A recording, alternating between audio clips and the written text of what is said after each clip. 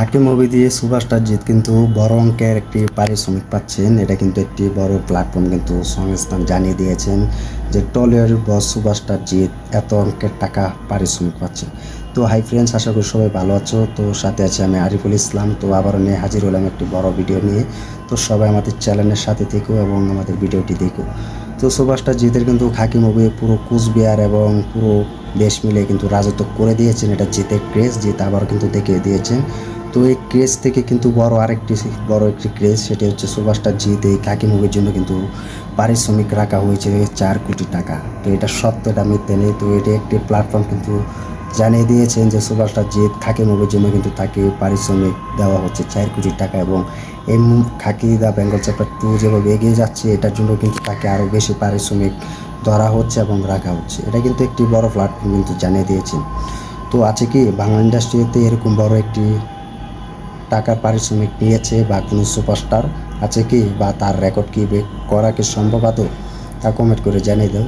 যে কিনা একজন বলিউডে গিয়ে এত বড় অঙ্কের টাকার পারিশ্রমিক নেবে, এটা আসলে বাংলার যে সুপারস্টার ভক্তরা আছে তারা হয়তো জানে যে সুপারস্টার জিৎ কী জিনিস এবং কী ক্রেজ।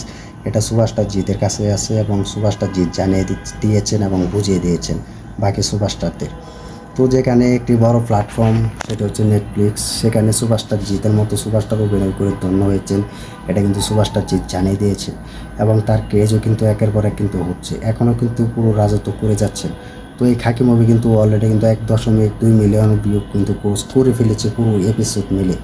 তো এটা আরও একটি বড় ক্রেজ। তো এই খাকি মুভির জন্য কিন্তু তার পারিশ্রমিক দ্বিগুণ বাড়ানো হয়েছে। এর আগে কিন্তু আমি ভিডিও দিয়েছিলাম তোমাদেরকে যে 3 কোটি টাকার মতো পারিশ্রমিক পাচ্ছেন। তো এটার কিন্তু দ্বিগুণ বাড়িয়ে কিন্তু 4 কোটি টাকা রাখা হয়েছে এই সুপারস্টার জিতের পারিশ্রমিক। তো এটা কিন্তু মোটা অঙ্কের কিন্তু পারিশ্রমিক নিচ্ছেন আমাদের টলিউডের বস সুপারস্টার জিৎ। তো এই খাকি মুভি কিন্তু আরও এগিয়ে যাচ্ছে, যদি আরও ভালো একটা ইনকামের পথ দিক দিয়ে হয়, ভালো একটা সাফল্য এনে দিতে পারে, বক্স অফিস কালেকশন এনে দিতে পারে, তাহলে এই মুভিটা আরও দ্বিগুণ ব্যবসা করবে। এটা কিন্তু অলরেডি কিন্তু একটি বড় প্ল্যাটফর্ম জানিয়ে দিয়েছেন। তো আরও কিন্তু পারিশ্রমিক তিনি পাবে।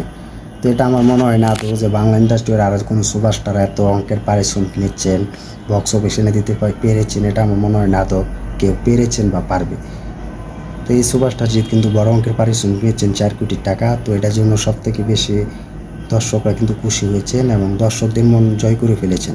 তো একটা ভালো মুভি যখন ভালো একটি web series box office collection এনে দিতে পারবে, একজন সুপারস্টারকে তুমি মোটা অঙ্কের টাকা পারিশ্রমিক দিতে পারবে, তাহলে এটা তো মনে হয় না যে আটকে রাখা উচিত। কারণ তুমি দিতে পারবে, তোমার যদি ভালো একটা মুভি বক্স অফিস এনে দিতে পারে, তাহলে তুমি একজন সুপারস্টারকে মোটা অঙ্কের পারিশ্রমিক দিলে সমস্যা কোথায়?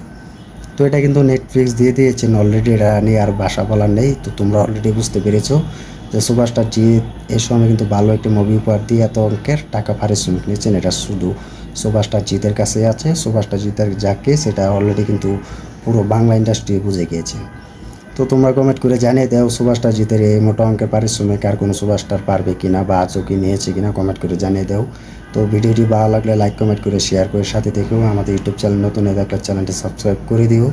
দেখা হবে নতুন ভিডিও নিয়ে, নতুন আপডেট নিয়ে। ধন্যবাদ সবাইকে এতক্ষণ সাথে থাকার জন্য।